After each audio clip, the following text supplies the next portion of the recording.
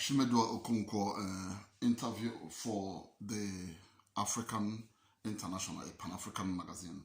Ashimedua, I want to ask you about Akina, Dada, Afrika, the women rights organization in Ireland.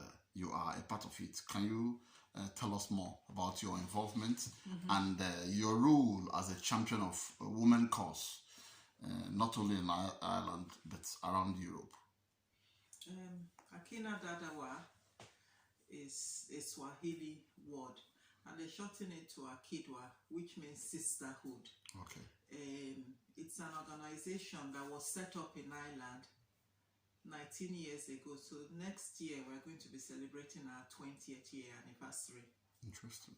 And it's an organization that looks to the cause of pulling women out of poverty.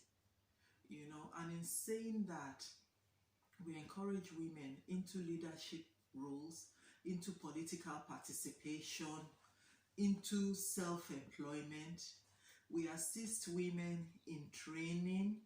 We assist them in, what else? We you know, it's an organization that deals with so many things. Yes. Encouraging women on how to build up themselves so that they have economic and financial security, so that they are not dependent on anybody. In this new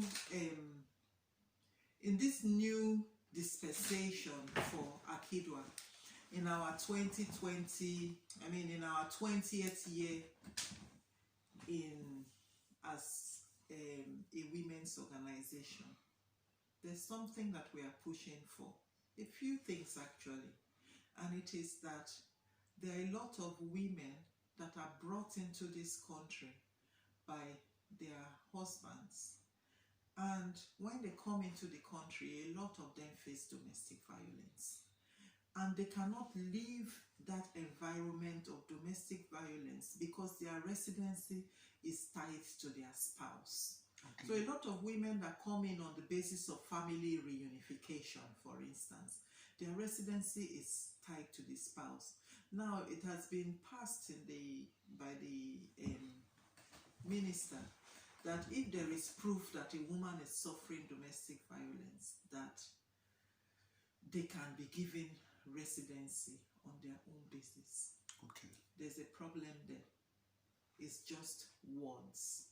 The reason why I say it's just words is that in order for a woman to satisfy that criteria, first she has to take the man to court. There has to be proof that she has suffered domestic violence. Before she goes to court, she has to have called the guards, that's the police. Yes. She has to have gone into a women's homeless refuge. Okay? Women that come from Africa, how do they know they have to call the police?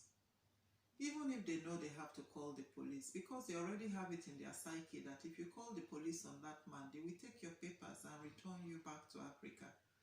So they can't call the police. They can't go into a women's refuge. They cannot access social welfare because they don't have the right kind of habitual residency to be able to access social welfare and to go into a women's refuge. So even though it's been words that have said that if women experience domestic violence, they will grant them their papers, there's so many barriers in proving that. And also, it is at a ministerial level. So therefore, before you get to a ministerial level, you have met the case workers along the line. So the case workers can even knock you down before you get to the ministerial level. So these women are left in this position. There are a lot of women, like Women Aid has issued their statistics. And so many of the women that are suffering violence are from the migrant background. They are ranging in par with the indigenous Irish women. And we are not as many as the Irish women. But we don't have that support, and we don't have that, like with the Irish women experiencing domestic violence, they can call the police, they can go into women's refuge, they can get social welfare. the migrant women can't get anything, so they are kept there. Another thing that we try to encourage as well is we work also with mental health issues. There are so many stressors for migrant women. First of all, many of them are in the direct provision situation and have been for so many years. There's also this issue of the fact that they can't get education. Some people come here with degrees and then they put them to level 2 or level 3 because they are asylum seekers.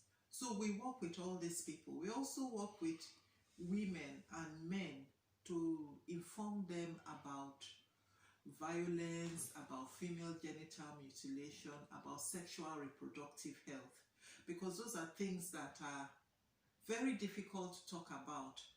Like female genital mutilation is an African thing, so it's difficult. It's our problem. So you can't expect a white person to go into our space to talk about it to our people. And then also, in order to be able to access our people and talk about it, there has to be mutual trust. So if there's mutual trust, you can only talk to somebody who is like you. And that is the space that Akidwa feeds into this community, because we are migrant women and they see us and they know that we will understand what they are going through. So this is what Akidwa does. Akidwa is an essential need in the Irish society for a lot of issues dealing with women. That's interesting and elaborate. What's your position in Akidwa? I am the chairperson of Akidwa. Okay, interesting. And we'll be coming to the end of this